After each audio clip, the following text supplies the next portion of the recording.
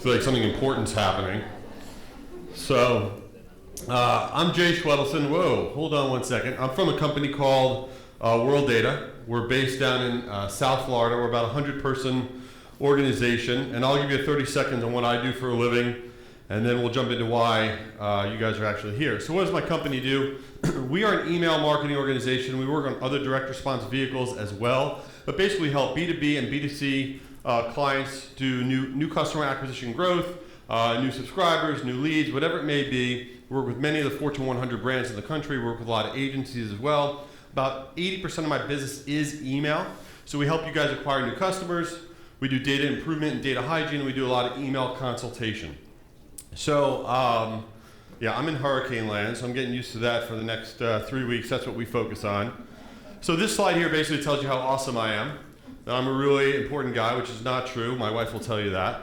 You're going to see a lot of data, a lot of research I'm about to show you, and the research comes from all the campaigns that we execute. So I'm not an ESP. I'm not an email service provider. I'm not HubSpot or Marketo or Eloqua or Pardot or MailChimp or any of those guys. I work with all of them. They're all my friends. Okay, and so we know a lot about all those systems, and we execute a lot of campaigns through all these different systems. This past year, we just executed on 6 billion emails. So we send out a lot of email. Now, some of you in this room may be like, I don't do email. I do search. I do social. I have nothing to do with email. Email is sexy again. Now, you may not believe that, but it is. It's sexy again, and it's getting more and more sophisticated every day, and it's a primary channel. Why is it a primary channel? As paid social gets a little bit more complicated to drive a good ROI, email continues to have this legacy form of strong ROI and a lifetime value that really surpasses a lot of social and search metrics. So understanding what's working and what's not working email is critical. When I talk at like a 10-foot view, not a 30,000-foot view. So you're going to see a lot of stuff in here. You'll be able to go back and impact your campaigns that you're doing right now. I talk incredibly fast. So I'll put up my email address at the end of the session here, and if you guys want to get a copy of the deck or ask me any questions, you could do that. But I want to make sure we cover a lot of ground. The question I get asked all the time, number one question I always get asked is, I'm sending too many emails. I need to stop sending so many emails. The reason my open rates on the emails are going down is because I'm sending too much, okay? So it's literally the worst stat in email marketing. I don't know why we got a little wonky here, but it's the worst stat in email marketing, which is I'm sending too much. And here's the question we put out to a survey we did. What is the reason that you unsubscribe from emails? What is the reason that you say, take me off your list? The number one reason is receives emails too often, 28%. Then it goes down to content's irrelevant. I never signed up for this list. My interests have changed. So the number one reason is they receive emails too often. So as marketers, what do? We go, oh, okay, that means I'm sending out too many emails because that's the number one reason, right? Is that how you read that? Is that what you got out of that stat? Did you read that 28% say it's too much, or that 72% of the people that responded to this did not say they're unsubscribing from your list because you're getting too much? It has nothing to do with how much you're sending them, okay? So Amazon, our friends at Amazon are here, right? Have you ever gotten an email from Amazon and be like, that's it? That's one email too many. I'm unsubscribing from all the Amazon emails. Nobody does that. No one does that because you know why? They're relevant. They're for you. They're catered just for you. Here's a fact. 92% of people who unsubscribe from email lists have not opened or clicked on an email from that sender in over 12 months. 92% of the people, when you get somebody say, take me off of your list, take me off that list, these are people that are not interacting with your list anyway. 92% of the time, they haven't done anything. They haven't opened or clicked an email in the last year, okay? So our goal is, when you're unsubscribing from stuff, you know what you're doing? I always think of it like a diet, right? Like, all right, I'm going on a diet. You remove everything from your refrigerator, right? Like, I'm never eating again, right? Everything bad is leaving my house. It's the same thing with email. When you decide, oh my God, I have too many emails, you're not like, I hate that email. You're like, I hate all email. My inbox is cluttered, and you unsubscribe from like 20 things at one time. That is how the lion's share of us unsubscribe. They're not unsubscribing because of that one extra email you got from the Gap. That's not how email works. Here's some more facts. The average unsubscribe rate, when you send out an email campaign, the average unsubscribe rate, okay, is 0.0015%. So to give you an idea what that is, if you send out 100,000 emails, okay, this is across all verticals, B2B, B2C, you will get 150 removes, okay, on 100,000 emails sent out. Let's break that down even further. I'm building a point here. you're going to need to send out more email, and I'm going to drive that home in a second, because it's counterintuitive. Everybody else, every other conference you go to, they're going to tell you, oh my God, don't send out too much. It's going to impact your deliverability. It's not true, and I'm going to show you why. Out of 150 removes that you just got by sending out 100,000 emails, only 12 of those people have opened and clicked in the last year. So those 12 people are not going to respond anyway. They hate you. It's fine, okay? And they're sick of all their email. So are you really going to stop your email campaigns? Are you really going to send out less email for these 12 people that don't like you? Who likes them anyway? They're miserable. That's why they're unsubscribing, okay? Here is some stats to wrap your head around, and I want to explain why this is happening. So in the yellow you have B2C marketers, and in the orange you have B2B. This is the number of emails that marketers are sending out on a monthly basis, okay? So here you have, for example, B2B marketers in orange here, 33% of the time are sending out at least 4 to 6 emails per month, 25% for business to consumer. You probably fall somewhere in this chart and you're probably like, oh my God, people are sending out more than 15 times a month? Why would they possibly be doing that? Are they insane? Okay, 75% of B2B marketers are sending out at least 4 times a month, and B2C, it's at least 83% are sending at least 4 times per month. That's a lot of email. So is everyone collectively a moron? Is everyone collectively like, oh my God, let's just bombard and spam and destroy the world with email? That's not what's happening. There's actually a reason behind sending more email. Believe it or not, open rates, the percentage of people who are opening your emails, now, it's different than a few years ago, and I'll explain why. Open rates rise 17% for business to consumer and 21% for B2B when you send out at least 5 times per month. Your open rates go up, not down, when you send out at least 5 times per month. And this is going to continue to rise. And here's what's changed in email marketing. And our friends at Google are here, they own Gmail, and it's not just consumer, it's also B2B, email receiving networks and ISPs. What's happening is, when you send an email out, right, let's say you have a list of 100,000 people, and let's say, for example, 30,000 of the people on your list are Gmail users. Okay, when you send out that list, 100,000, you have 30,000 Gmail users, what Gmail is doing is, they're looking at you as the sender. You press the button, okay? You're the sweater company, you press that button, and emails start coming to all the users at Gmail. And these users are either opening it or not opening it. The more they open it, though, Gmail's looking and say, hey, that sweater company, that's a good sender. The next time they send an email, we're going to put more of that into the inbox, right? The more engagement, the more opens, the more clicks that you're getting on any one email impacts your deliverability to the inbox versus the junk folder on your next email. If you're not sending enough email, you're not generating enough engagement. You're not generating enough opens and enough clicks. So when the next email comes, they're like, oh, this thing gets no activity. We're going to dump it into the junk folder, into the spam folder. It's all about engagement. So marketers are sending out more email. It has to be relevant email and timely email. It's always all about relevance, but marketers need to send out more email so that way their next email gets into the inbox. So anybody that tells you to send out less, they are not understanding the fundamentals about deliverability into the inbox. Okay, it's all about getting into that inbox. Here is, for example, the gap. In 1 month period, I got 32 emails, okay? 32 emails. I got one every single day. Every single day. I mean, how many generic t-shirts can you buy? You know, how many do you need to own? How many cargo shorts do you need? Every single day. Are they doing this by accident? No, they're not doing this by accident. Okay, on the B2B side, Marketo, all they do is email marketing. This is what they do for a living. A multi-billion-dollar company. And yet they sent me 28 emails in a 1 month period. Are they doing this because they're drunk? Possibly. No, they're doing this because they know it works. They know it's what drives engagement. It knows that the next email is going to go to that inbox. How about this? eMarketer. They literally are supposed to teach us on how to do marketing. They sent me 4 in 1 day. In 1 day. So the moral of this very long story is, send out more, not less. And anybody that tells you otherwise is wrong. Okay. This next slide will disappear in 12 seconds. This is like mission impossible. So this is really important to me as it relates to email. Emails with offers that expire.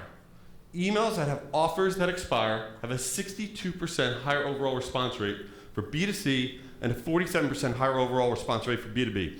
This to me is so important. If you have an offer, right, you're sending out an email. Let's say you're trying to get people to download a Gartner report. You're trying to get people to take advantage of your free shipping. Whatever it is, you have an offer. If that offer does not expire, that's not really an offer. It's a service. It's meaningless.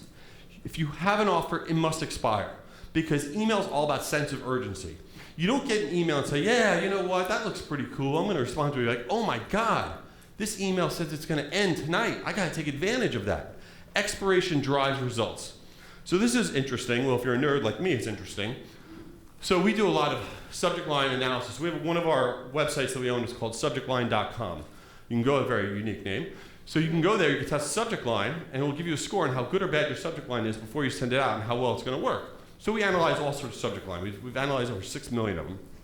These are the words that if you put in your subject line will generate an increase in open rate for your email. Not surprisingly, free is the #1 word. You put free in your subject line, you will get an increased open rate, no doubt.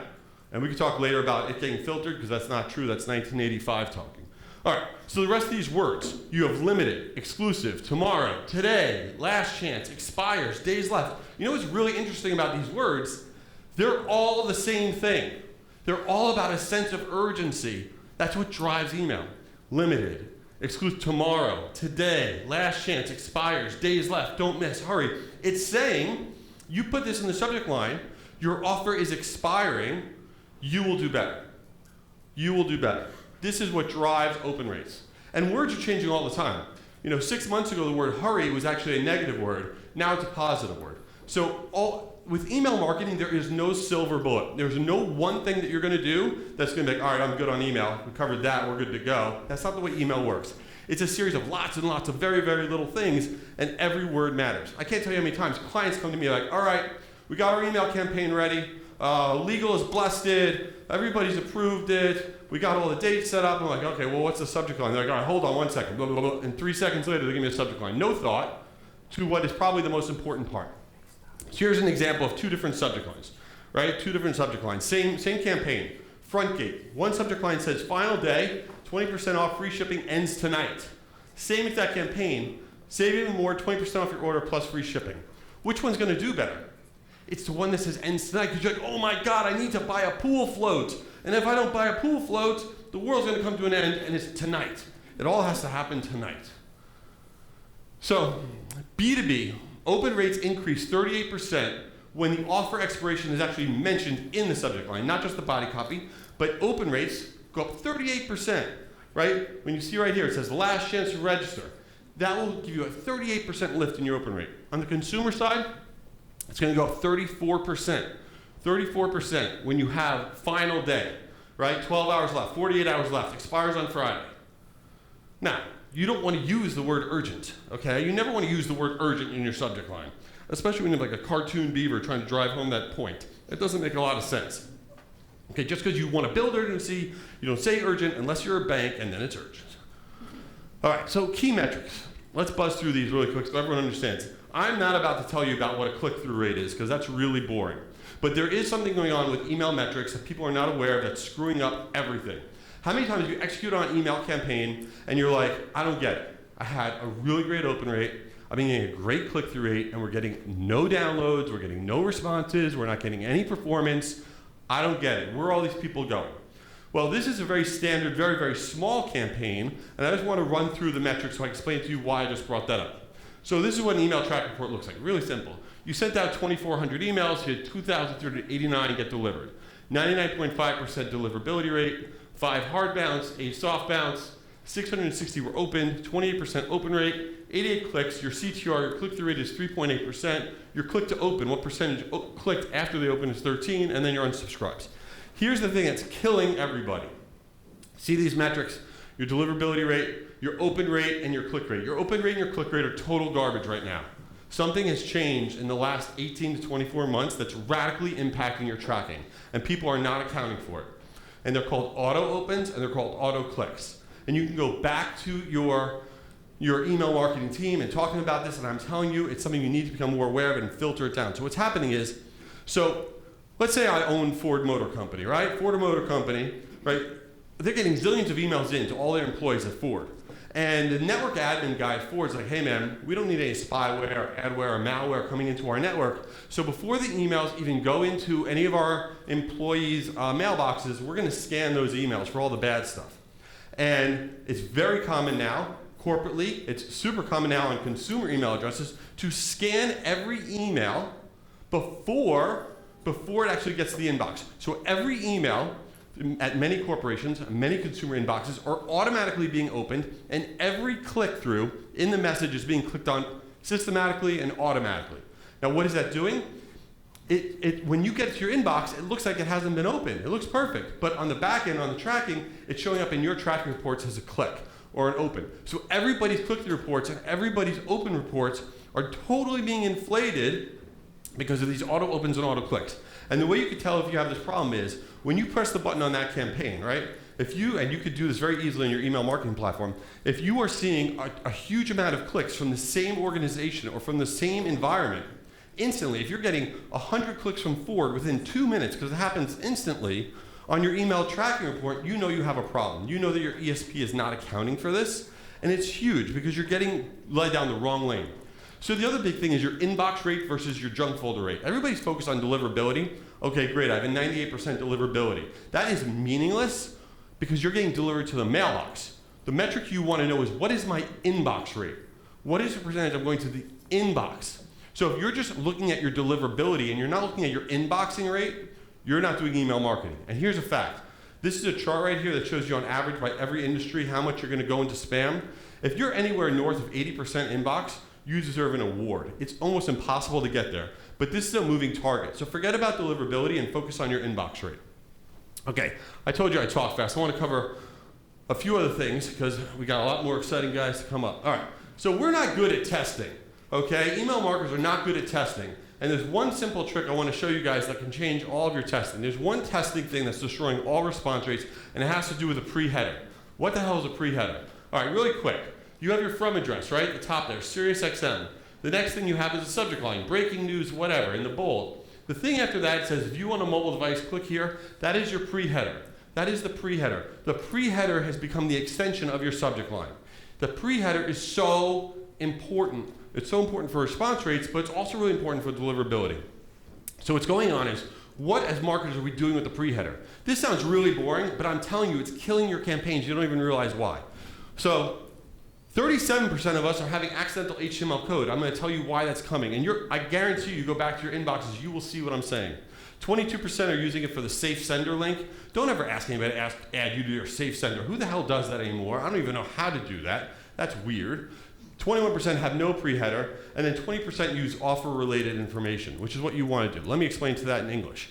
All right, so here's the stat first. Emails that utilize the first line of a pre-header for offer-related information generate a 24% higher overall open rate. So what's offer-related information? Here's an email I got from Vaudeville Inc. This is the from line. The subject line is a deal just for you. And then here in the light gray, it says save up to 50% on top selling, whatever. They're using the pre-header spot for more content about their offer. That's a win. You don't want to be like Bloomingdale's or projectmanagement.com. See what they have there? That gobbledygook code? That is the accidental HTML code that's here also that all you guys seem to do a lot. And there's a reason everybody makes this mistake, but the reason it's a problem is it looks like spam. You're like, this can't be from Rosetta Stone. This looks like garbage. I'm not going to open it. I think it's bad. When in fact, it's not spam. Look, here's MIT, and here's the IAB. They're doing it also, gobbledygook code. So why is everybody collectively so dumb?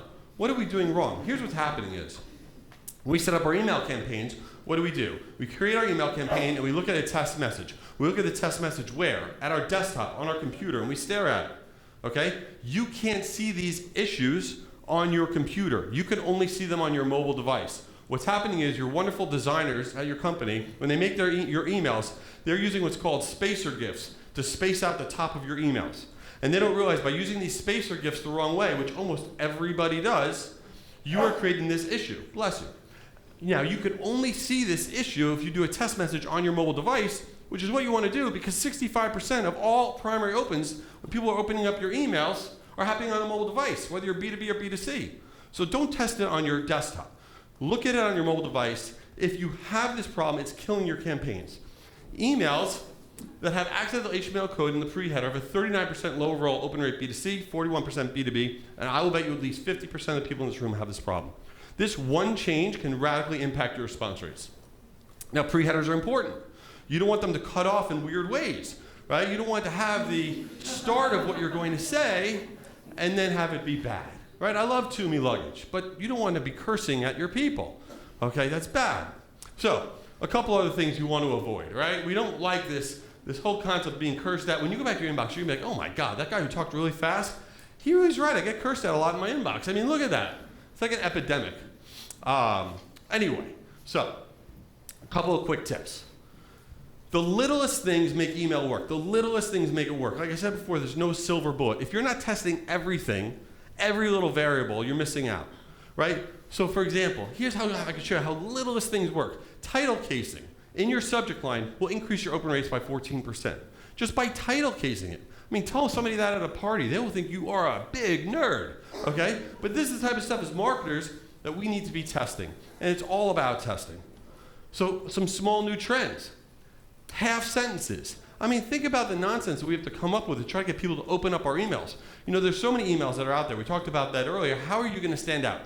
3 months from now, this may not be the case. It changes all the time, but right now it's killing it, okay? Half sentences, announcing the most valuable ... And this for B2B or B2C is going to increase you anywhere from 25 to 37%. Because you know, we're all inquisitive. We all want to know. The most valuable what? I need to know the answer to this ridiculous question. And that works. How about this from Skoll, introducing the first ever ... How'd you like to be the marketing director for Skoll, right? Every time you send out an email, you got to have that big warning thing.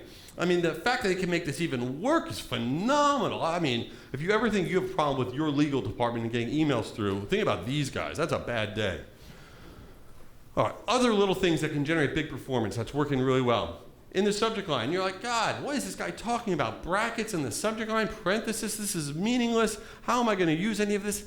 This is how you get emails opened. You're not going to get emails open because you have the greatest, most beautiful email ever created. Who cares if your creative is great?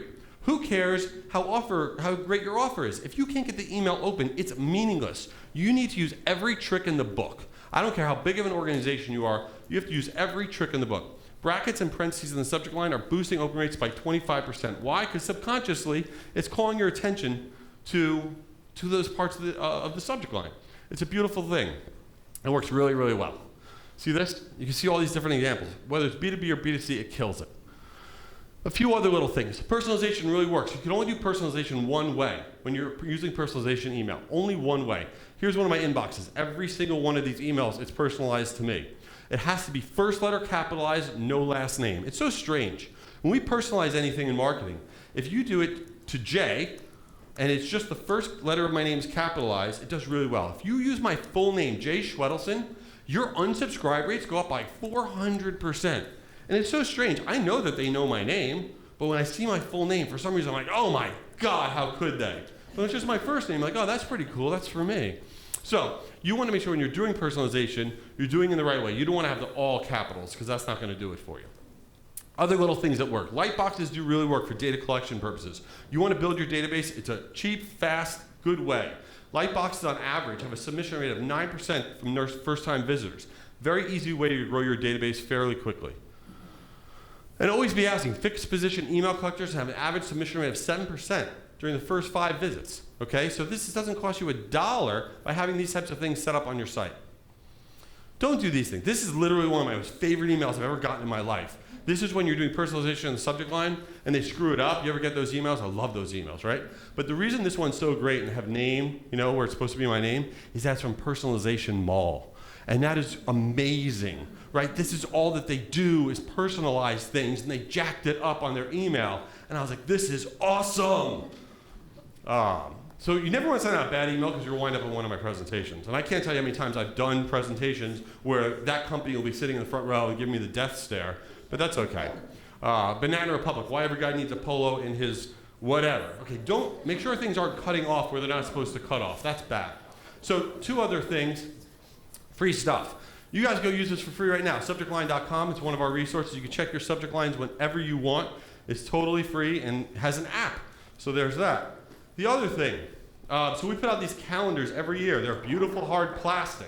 They're really hard plastic. One side is B2B, as you'll see, and one side is B2C. And it has green dots and red dots for the best and worst days to send out email for the whole year. So like the day after the Super Bowl, you drank too much beer, ate too many chicken wings, horrible day for email.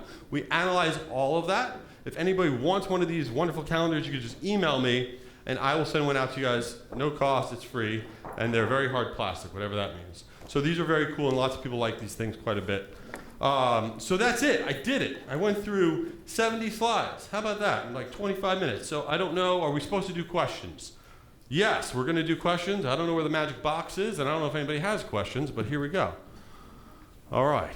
We have a brave soul right here. The magic box is coming your way. Throw it incredibly hard. No. I'll give it to you.